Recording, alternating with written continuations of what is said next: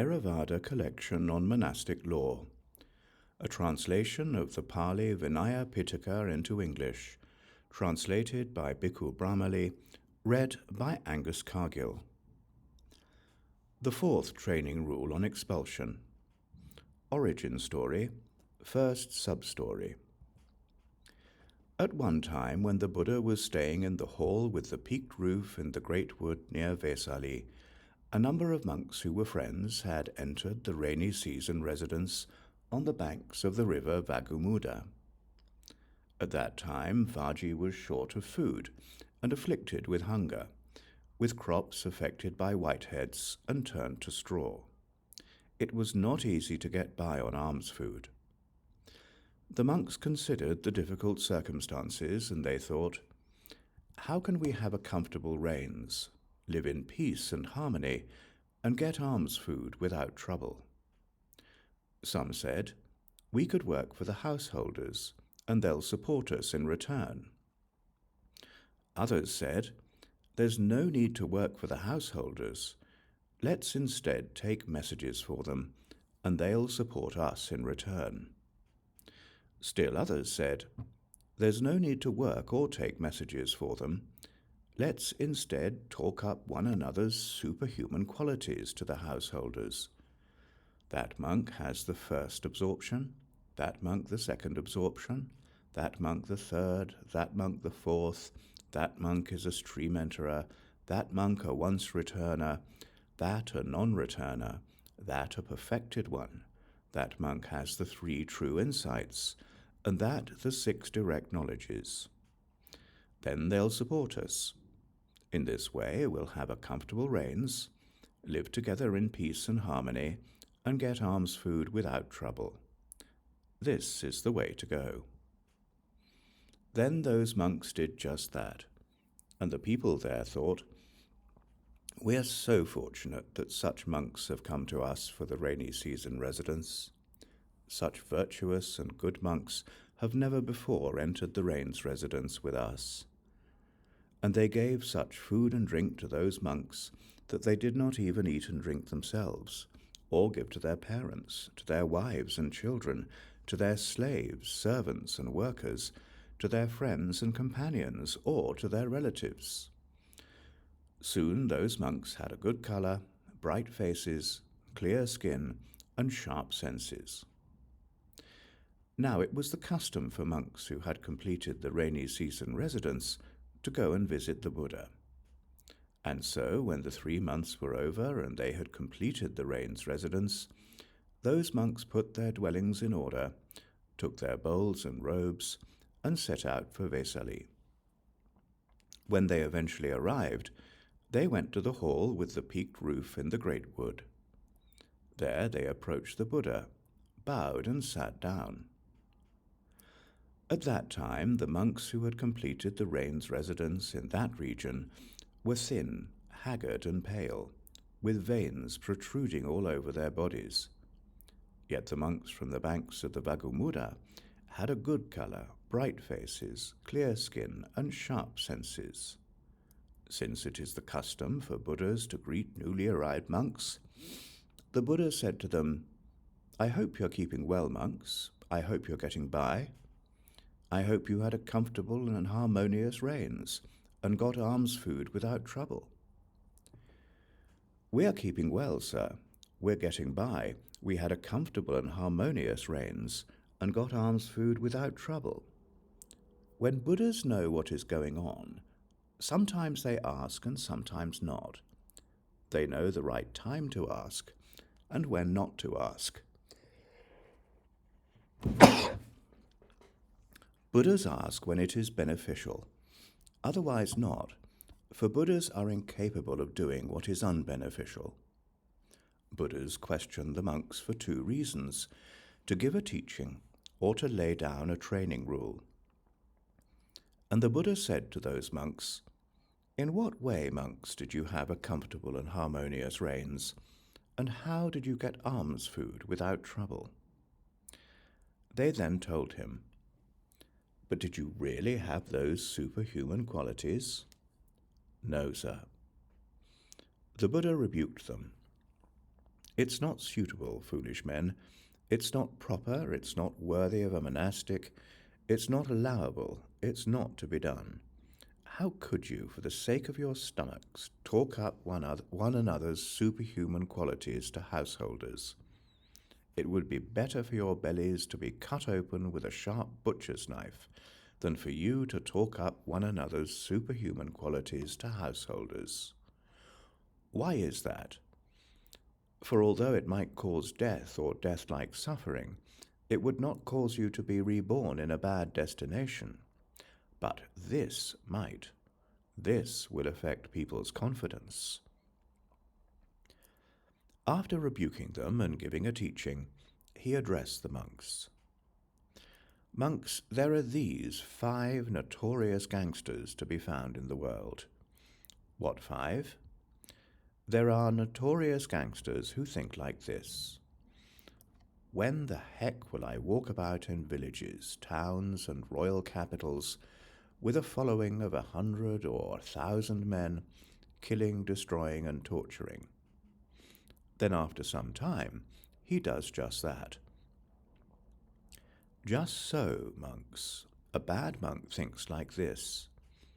When the heck will I walk about in villages, towns, and royal capitals with a following of 100 or 1,000 people, being honoured, respected, and revered by both lay people and those gone forth, getting robes, alms food, dwellings, and medicinal supplies? Then after some time he does just that. This is the first notorious gangster to be found in the world. Or a bad monk learns the spiritual path proclaimed by the Buddha and takes it as his own. This is the second notorious gangster to be found in the world. Or a bad monk groundlessly charges someone living a pure spiritual life with a sexual offense. This is the third notorious gangster to be found in the world.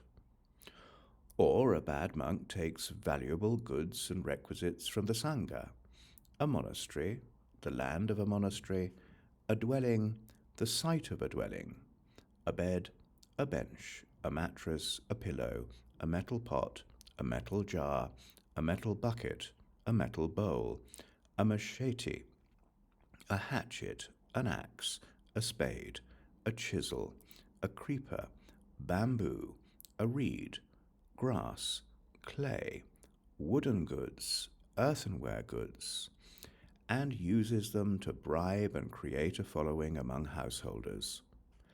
This is the fourth notorious gangster to be found in the world.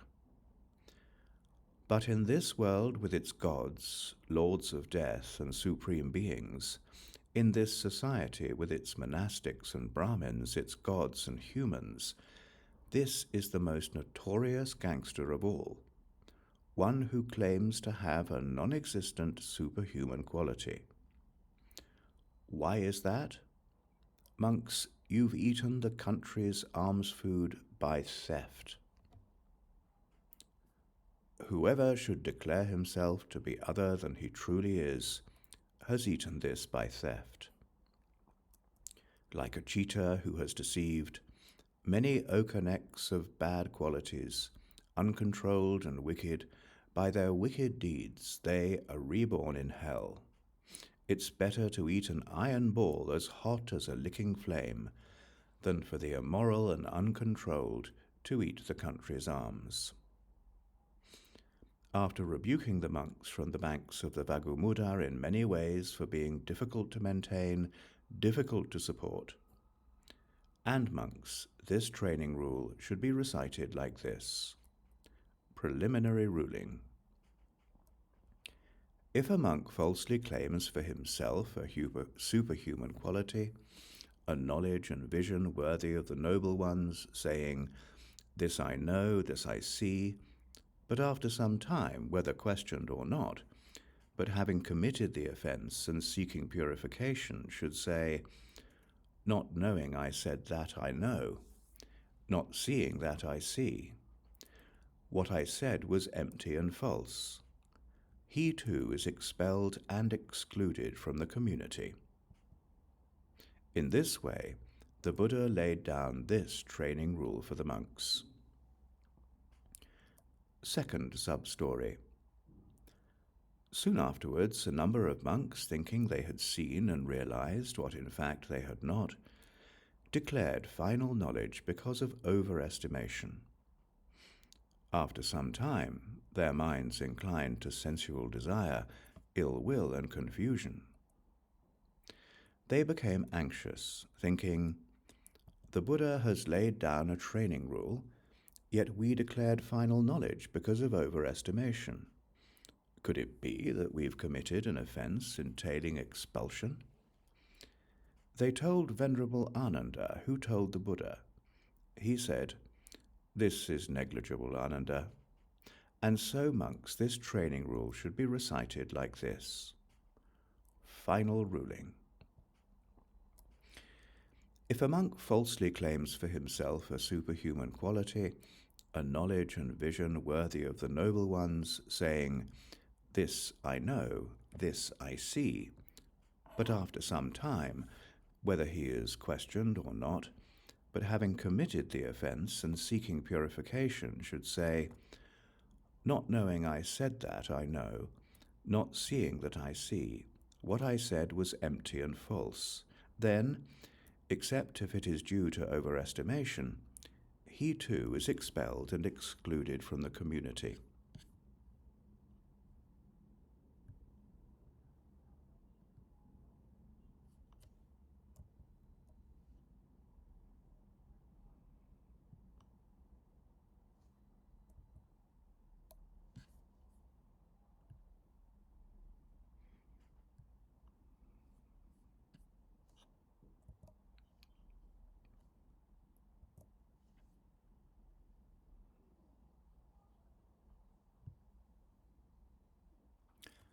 Suspension. The training rule on emission of semen. Venerables, these 13 rules on suspension come up for recitation. Origin story. First sub-story. At one time, the Buddha was staying at Savatthi in the Jeta Grove, Anathapindika's monastery. At that time, Venerable Kāśyapīya was dissatisfied with the spiritual life.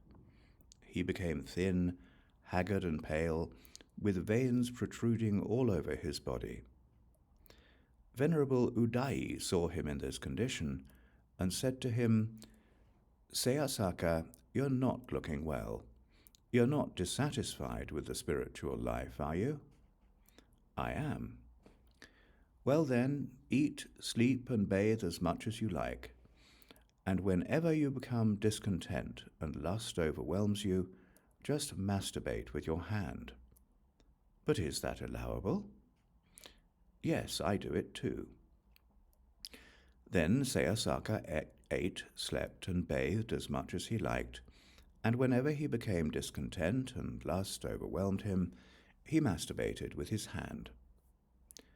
After some time, Kāśyapīya had a good color, a bright face, clear skin, and sharp senses. The monks who were his friends said to him, "Kāśyapīya, you used to be thin, haggard, and pale, with veins protruding all over your body. But now you have a good color, a bright face, clear skin, and sharp senses. Have you been taking medicine?" "No, I just eat, sleep, and bathe as much as I like, and whenever I become discontent and lust overwhelms me, I masturbate with my hand." "Do you eat the food given in faith with the same hand you use to masturbate?" "Yes." The monks of few desires complained and criticized him.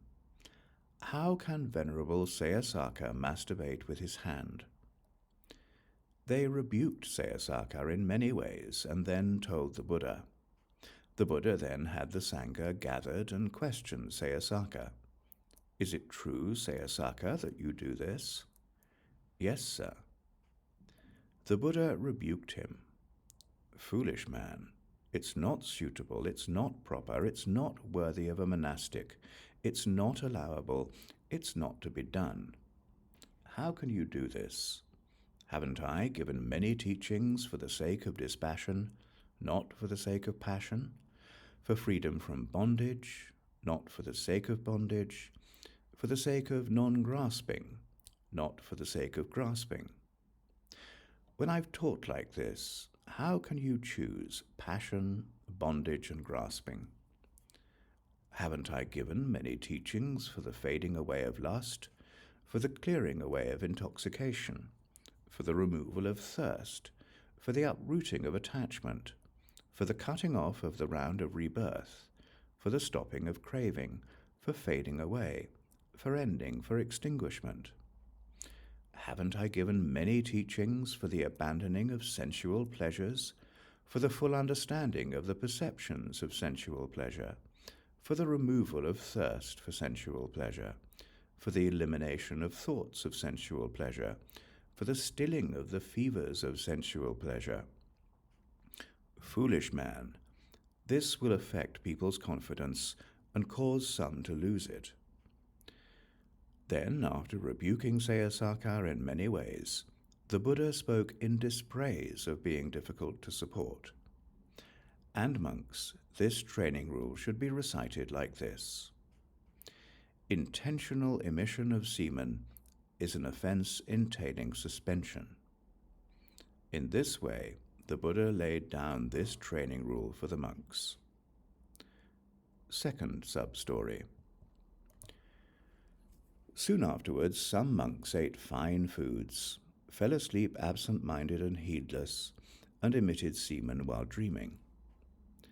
They became anxious, thinking, "The Buddha has laid down a training rule that intentional emission of semen is an offense entailing suspension. We had an emission while dreaming which is not without intention. Could it be that we've committed an offense entailing suspension?" They told the Buddha, "It's true, monks, that a dream is not without intention, but it's negligible. And so, monks, this training rule should be recited like this. Final ruling. Intentional emission of semen, except while dreaming, is an offense entailing suspension."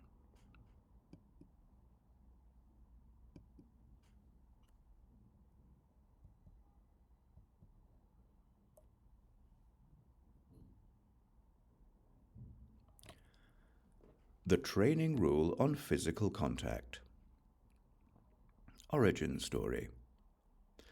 At one time, the Buddha was staying at Savatthi in the Jeta Grove, Anathapindika's monastery. At that time, Venerable Udayi was staying in the wilderness. He had a beautiful dwelling with a room in the middle and corridors on all sides. The bed and bench were nicely made up, and the water for drinking and the water for washing were ready for use. The yards were well swept. Many people came to see Udayi's dwelling. Among them a certain Brahmin and his wife. They approached Udayi and said, "Venerable, we would like to see your dwelling." "Well then, Brahmin, please do." Udayi took the key, lifted the latch, opened the door, and entered the dwelling. The Brahmin entered after him, and then the Brahmin lady. Opening some windows and closing others, Udayi walked around the inner room and came up behind the Brahmin lady, touching her all over. Then the Brahmin thanked Udayi and left. And he expressed his delight. "These Sakyan monastics who live in the wilderness are superb. Venerable Udayi is superb." But the Brahmin lady said, "What's superb about him? He touched me all over just like you do."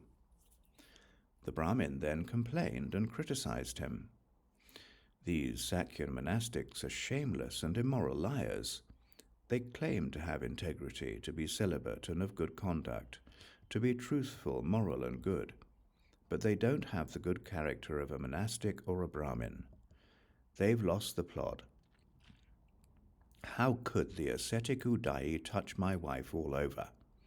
It's not possible to go to a monastery or a monk's dwelling with a wife from a respectable family, or with a daughter, a girl, a daughter-in-law, or a female slave from a respectable family, if you do, the Sakyan monastics might molest them.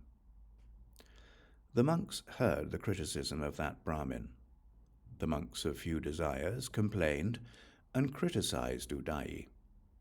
How could Venerable Udayi make physical contact with a woman? They told the Buddha. He then had the Sangha gathered and questioned Udayi. Is it true, Udayi, that you did this? It's true, sir. The Buddha rebuked him. Foolish man, it's not suitable, it's not proper, it's not worthy of a monastic, it's not allowable, it's not to be done. How could you do this? Haven't I given many teachings for the sake of dispassion, not for the sake of passion? The stilling of the fevers of sensual pleasure? This will affect people's confidence. And monks, this training rule should be recited like this. Final ruling. If a monk, overcome by lust and with a distorted mind, makes physical contact with a woman, holding her hand or hair, or touching any part of her body, he commits an offense entailing suspension.